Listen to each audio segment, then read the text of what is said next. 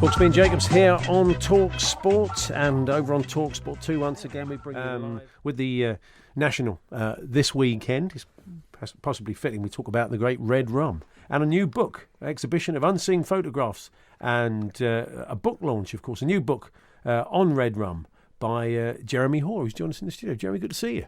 Thank you very much. Yeah. Pleased to be here. He's. How did you get involved? Because you've got this kind of great access to Ginger McCain's stables at Southport and to Red Rum. So how did that come about? I did indeed. Well, my wife was an artist and she did a drawing of Red Rum after the 74 National, which ended up in Horse and Hound as a full-page cover, back cover. And then I rang Ginger McCain, got straight through, which in 74 you could do so easily.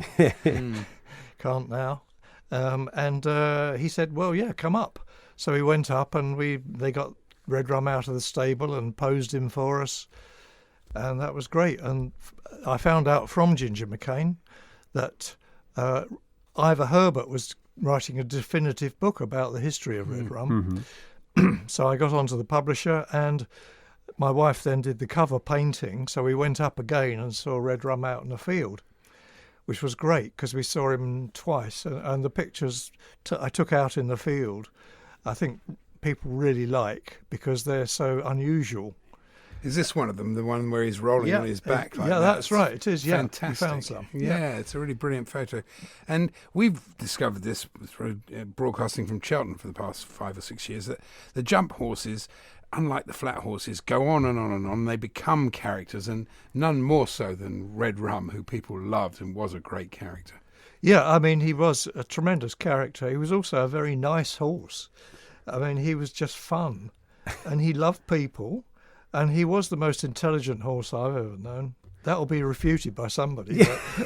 That's an interesting thing to say. I mean, I suppose what sort of sets one apart from the other? It's something I suppose they've all got their own personalities when you spend a lot of time around them. Yeah, and he liked people, but his intelligence was such that I was standing in the field just patting him on the neck, and suddenly his head shot up and he looked into the distance, and about half a mile away there was a car going along the road, and that was his attention. He could focus on things. And both jockeys, Tommy Stack and Brian Fletcher before him, said that they just sat there and he took them round. Really? And he would sidestep trouble. He'd see trouble ahead and he'd just move out the way. Yeah, Red Rum not the only racehorse that you'd photograph. What kind of got you into that world then? Well, I was actually at the time I was fully employed by Lou Grade's ATV at Elstree, right, as a cameraman, and. But my wife was an artist, and we had a horse ourselves, so it just sort of all combined. Yeah, and it was very good. Did you see Red Rum at Aintree win any of his races? No, I saw him at Kempton where he came in unplaced, but it was just after. It was in October that same year, 74, and he probably wasn't quite fit, and I think they were just running him as a. Just get him into the frame of mind again. Yeah. This photo is quite iconic as well. This is one of him on Southport Beach. On the beach with Billy Ellison, who was his stable lad at the time. And the two are so associated. They're doing it. Yes, it is iconic in that way, yes. It's great. It's true what you say, though, the kind of access. You just pick up the phone to the trainer and the trainer says, yeah, come down. I mean, imagine the kind of hoops you'd have to jump through now if you wanted to go off and just do a very similar sort of thing that you'd done before in the modern day. It'd be very difficult, wouldn't it? It would be, indeed, yeah. What about Ginger himself? What was he like? Well, I've had comments on Facebook that he was very difficult. I've never found him difficult. He was somebody who didn't suffer fools gladly, that's for sure. So, but if you played the game with him, he was fine. He didn't mind you being around, Jeremy, no? When he was out there on the gallops and stuff, he didn't mind it snapping away. No, he encouraged me. It's interesting. And when we went up in the summer, it was early summer, he took me along in his car alongside the galloping racehorses training along the beach. Now, you didn't know Ginger McCain, did you? No, before that. Why do you think you guys hit it off then? I don't know. I think he respected what I was trying to do, and I certainly respected him as a trainer. And I think, as long as... And it works for all walks of life, doesn't it? As long as you respect people, you usually get the best out of them. That's true. You mentioned your wife's painting there, and it's a beautiful painting, really. It's absolutely fantastic, isn't it? And Tommy Stack, as you mentioned there, the jockey, he bought this painting, didn't he? He did indeed. We ended up in Yorkshire some months later. This was in '77, obviously. After the race, my wife had been commissioned to do a painting for the Zetland Hunt, and somebody said, "Oh, Tommy Stack's staying in my house." So he said, "Do you want to come and meet him?" So yes, of course. So we had the painting with us. So we took it, and he said, "I love it. I must have it."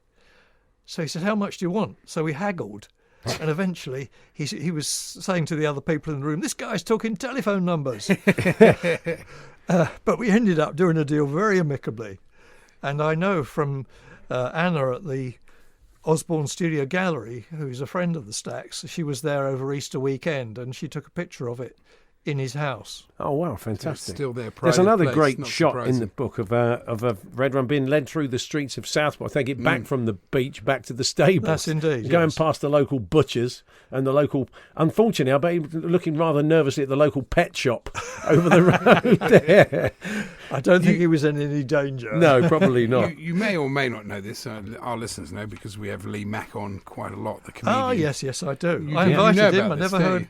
Oh, back right, from him. because he worked with Red Rum. He did indeed. He used to stable wipe. at- Lee will often tell you he used to wipe his bum, didn't he? He used to, Yeah. that was one of his many jobs at Ginger McCain's table. He said that's how spoilt the horse was.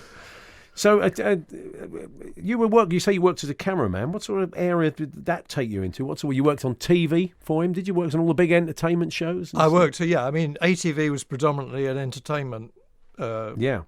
company, so I worked with all sorts of people.